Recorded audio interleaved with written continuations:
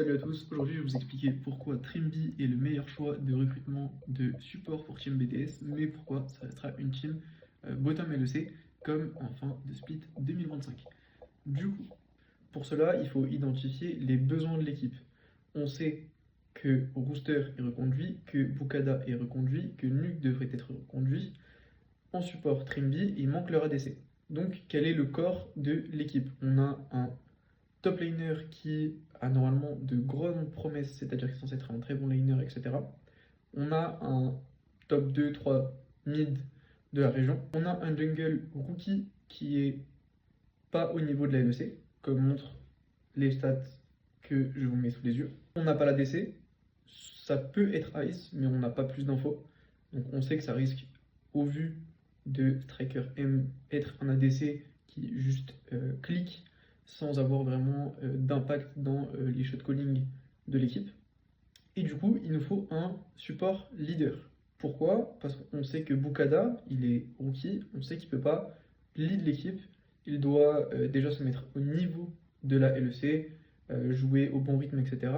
Pour après peut-être prendre cette place de leader. Mais pour l'instant, c'est pas possible. Donc, Trimby est un choix particulièrement pertinent. Pourquoi? Déjà sur le marché, il y a qui?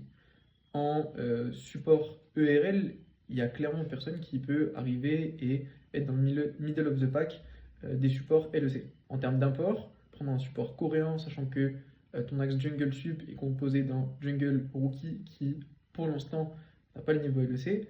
Donc, parier sur un étranger qui ne parle pas la langue, c'est pas un bon choix. Donc, le pool, il est très restreint. Faire venir quelqu'un de notre équipe LEC, mais qui? On sait que la plupart des supports sont soit déjà là, lock, soit out.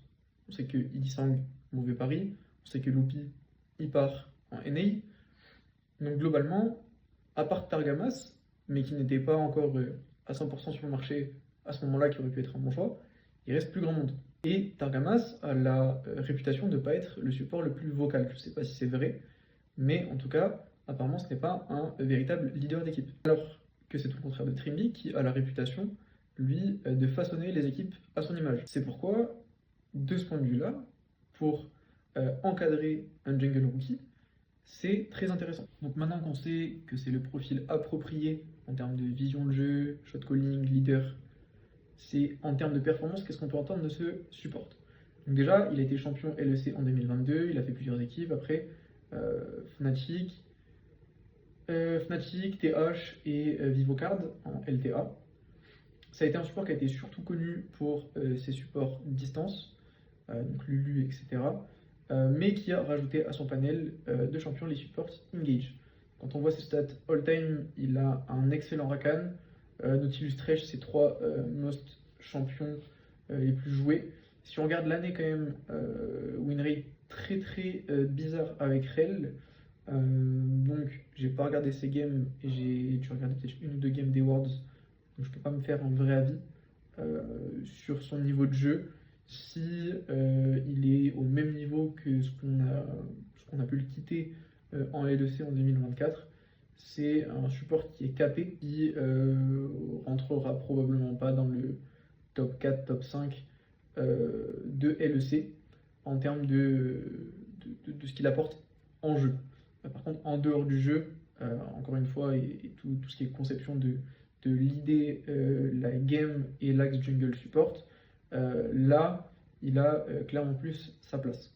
Donc, si on reprend un petit peu le niveau de jeu au global de l'équipe, si on part du principe qu'on a un ADC qui clique bien mais sans plus, parce que ça me paraît difficile d'avoir un top ADC actuellement, je ne vois pas qui est sur le marché tout simplement, on aurait on va dire, des meilleurs top laners, on va dire assurément dans le top 5, d'après les promesses, encore une fois.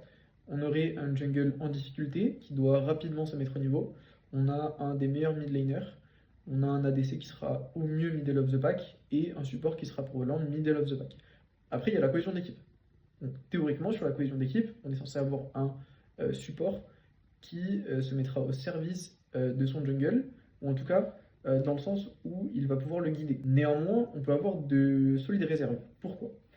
Parce que les performances, si on élargit un petit peu, déjà dans les performances d'une équipe, ce qui compte lorsqu'on construit un roster, et souvent on le voit, les équipes qui performent le mieux, c'est les équipes qui ont le meilleur jungle sup.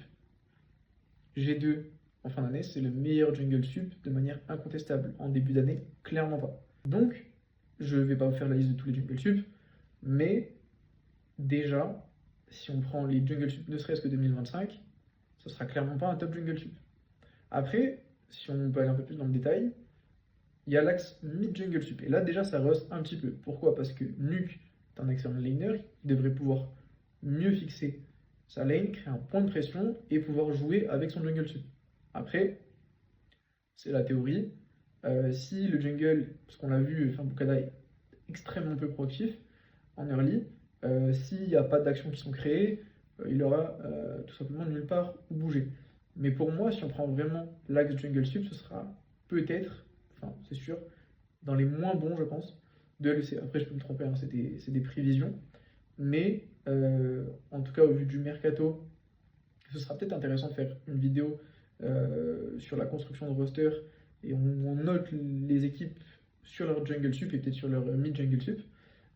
Mais en l'occurrence, ce sera probablement dans les pires jungle sup de la ligue. Ça, c'est la première problématique qui fait que pour moi, BDS construit un roster qui est à moitié voué à l'échec, ou 100% voué à l'échec vu les ambitions de l'équipe.